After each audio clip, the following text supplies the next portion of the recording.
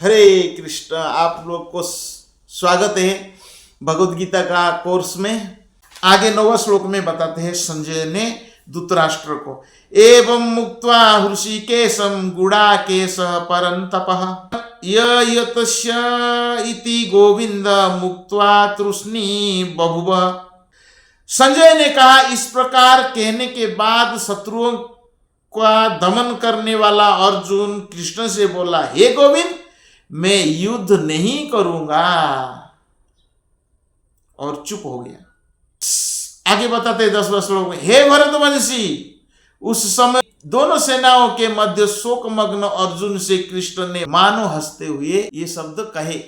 भगवान को इस संसार का शोक से कोई देना लेना नहीं है, और ये शोक जो है टेम्परेरी है, इसलिए टेम्परेरी शोक को भगवान जानते थे, इसलिए हंसते हुए कहा।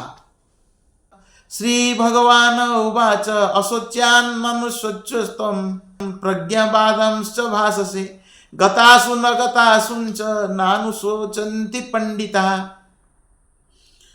श्री भगवान ने कहा, तुम पांडित्यपूर्ण वचन कहते हुए उनके लिए शोक कर रहे हो जो शोक करने की योग्य नहीं है।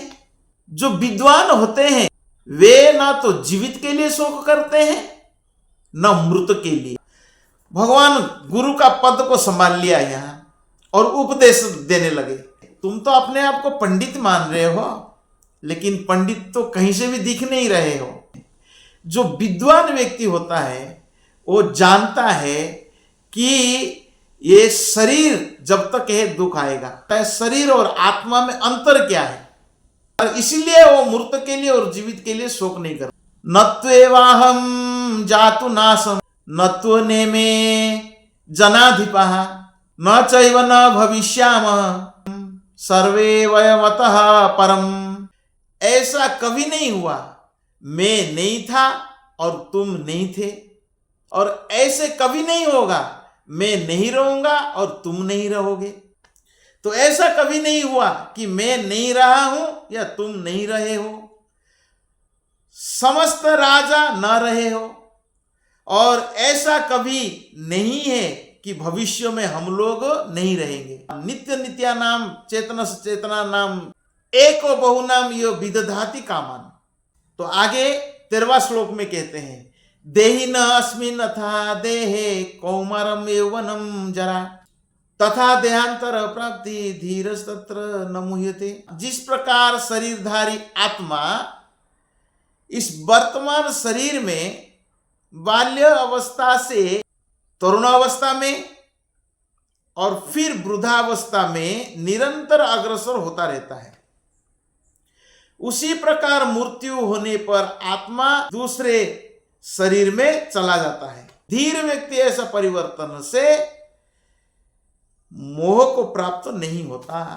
प्रभुपाद लिखते हैं, प्रत्येक जीव एक व्यष्टि आत्मा है, प्रतिक्षण शरीर बदलता रहता है। हमारा शरीर क्षण क्षण बदलता रहता है, कभी बालक के रूप में, कभी युवा तथा कभी वृद्ध पुरुष के रूप में।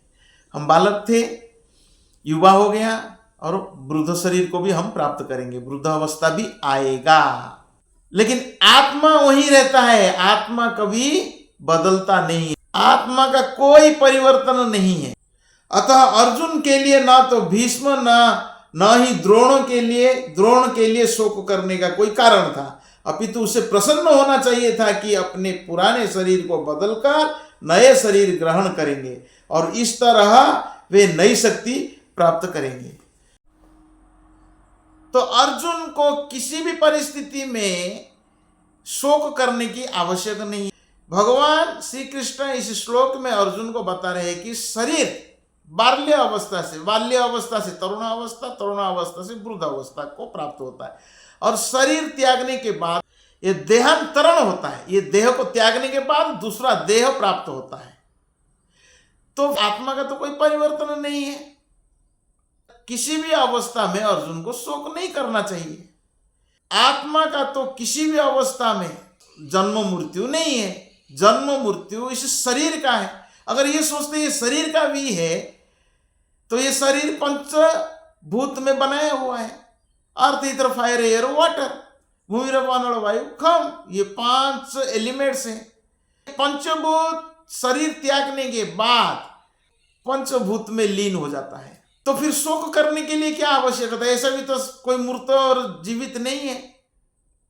पंचभूत शरीर है, पंचभूत में मिल गया, काम मूर्त हुआ है। तो ये शरीर में जब आत्मा रहता है तब वो शरीर का मूर्त और जीवित होता है। एलिमेंट्स का भी तो कोई मूर्त जीवित नहीं है। तो हमें ये शरीर कुछ खास कार्य के लिए मिला है, तो इसीलिए अपना कर्तव्य को पूरा करना चाहिए।